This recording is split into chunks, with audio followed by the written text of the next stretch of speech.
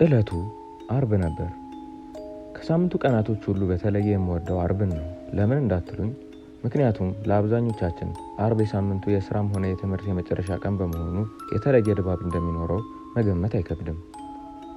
ምንጊዜም አርብ ሲደርስ እኔና ጓደኞቼ ከስራ በኋላ ራሳችንን ዘና ለማድረግ አመሻሽ ላይ መጠጥ ቤት መሄድ ከጀመርን ሰንበትበት ብለናል። በዚህኛው አርብም ቢሆን ከሌሎቹ ሌላ እቅድ አልነበረንም። እንደተለመደው 4 ሆነን አዘውትረን ከምንገባበት ቤት ገባን። ይህን ቤት አራታችንን በተለያየ መልኩ የመረጥነው ከሌሎቹ ላቅ ያለ አገልግሎት ያለውና 24 ሰዓት ደንበኛ የማይጠፋበት በመሆኑ ነው።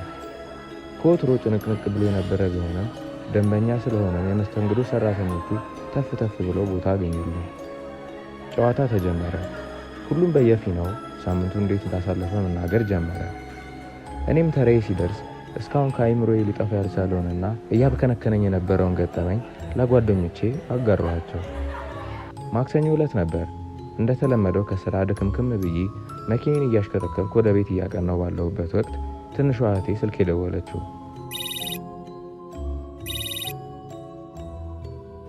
እሷን ለማናገር ከመንገድ ወጣሁ። ከመንገድ ዳር ወጥቼ ስልኩን አንስቼ ማናገር ስጀምር ከባድ የሆነ ጩኸት በስልኩ በኩል ሰማሁ።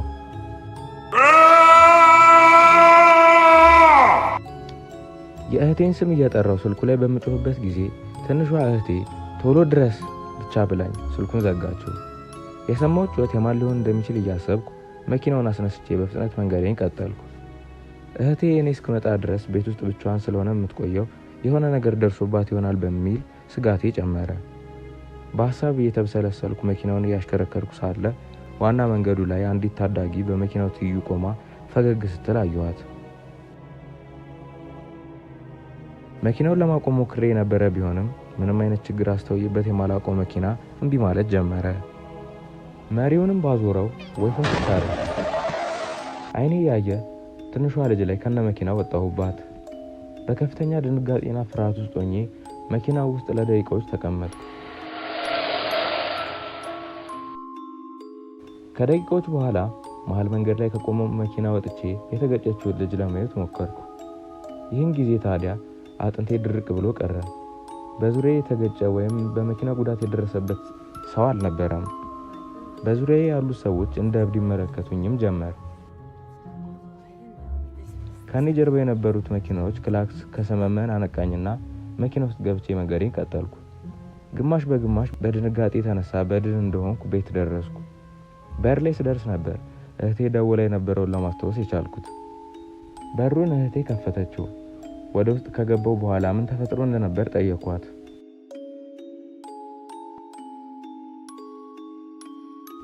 እሷ ምንም የተለየ ነገር እንዳልነበር ነገረችኝ። እኔ በመገረም ደውላ ቶሎ ድረስ እንዳለችኝና ከጀርባዋ የጩኸት ድምፅ እንደሰማው ነገርኳት። እርሷ መልሳ ምንም ነገር እንዳልተፈጠረና ጭራሹኑ እንዳልደወለችልኝ ነገረችኝ።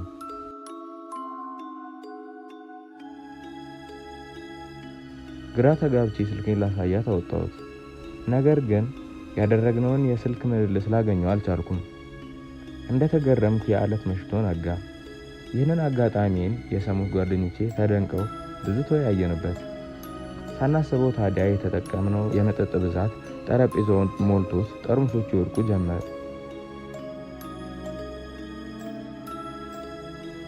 በዚህ መሃል ነበር አንዱ ጓደኛዬ እያበድኩ እንደሆነና ጸበል ብሞክር እንደሚሻለኝ ደጋግሞ ይነግረኝ የነበረው።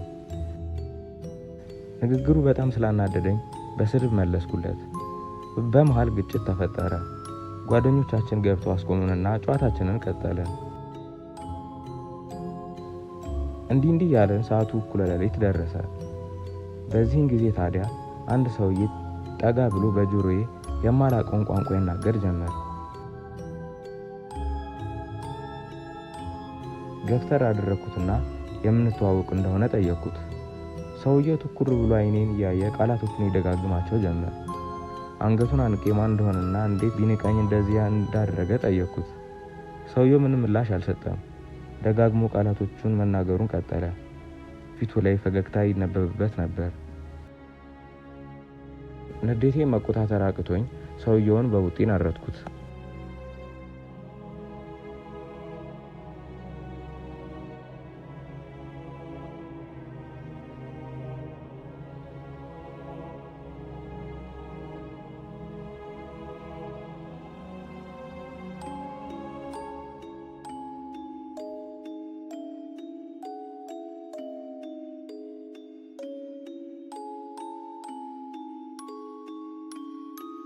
እዛው በተኛበት ባለ በሌላ ኃይሌ ደበደበው ጀመር።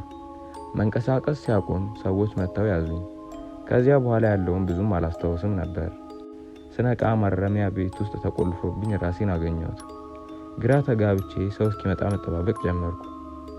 አንዱን ጠባቂ በምን ምክንያት ወደዚህ እንደገባው ጠየቅኩት። በነፍስ ግድያ ተጠርጥሬ እንደሆነ ነገረኝ። ማመን አልቻልኩም። እንባዬን እያዘራው ለማስታወስ መሞከር ጀመርኩ። ጓደኞቼ መጥተው ከኛ ውስጥ አንዱ ጓደኛችንን ያለ ምክንያት ደብድቤ እንደገደልኩት ሲነግሩኝ ነበር ራሴን የሳትኩት። አሁን በማረሚያ ቤት ውስጥ እገኛለሁ። ያንን ሳምንት ሳስታውሰው ግን እስከዛሬ ጥያቄ ይፈጥርብኛል።